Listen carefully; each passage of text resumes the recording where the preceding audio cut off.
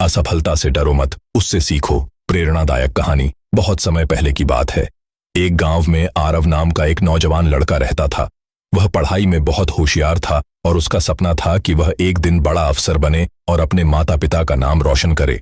आरव ने मेहनत से पढ़ाई की और सरकारी नौकरी की परीक्षा दी। उसे पूरा विश्वास था कि वह पास हो जाएगा, लेकिन जब परिणाम आया तो वह परीक्षा में असफल हो गया। उसके सारे सपने एक झटके में चकनाचूर हो गए। वह बहुत दुखी हुआ और खुद को कमरे में बंद कर लिया। उसके मन में बार बार यही सवाल उठता, क्या मैं वाकई काबिल नहीं हूं?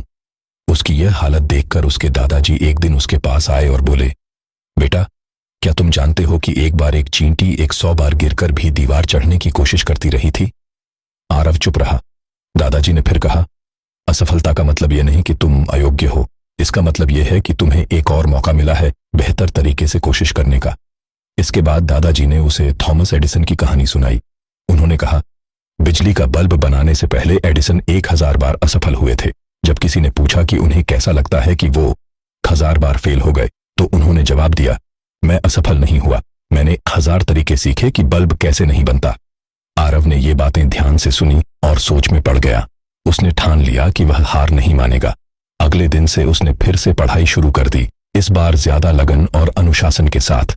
जहां पिछली बार उसने ढील दी थी, अब वह वहां अधिक मेहनत करने लगा। 1 साल बाद जब परीक्षा हुई तो इस बार आरव ने न सिर्फ परीक्षा पास की, बल्कि टॉप 10 में भी अपना नाम दर्ज कराया।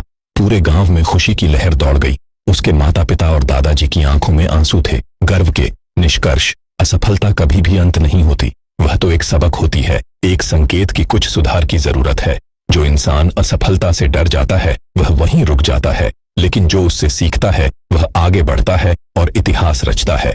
तो दोस्तों, असफलता से डरो मत, उसे गले लगाओ, उससे सीखो और आगे बढ़ो।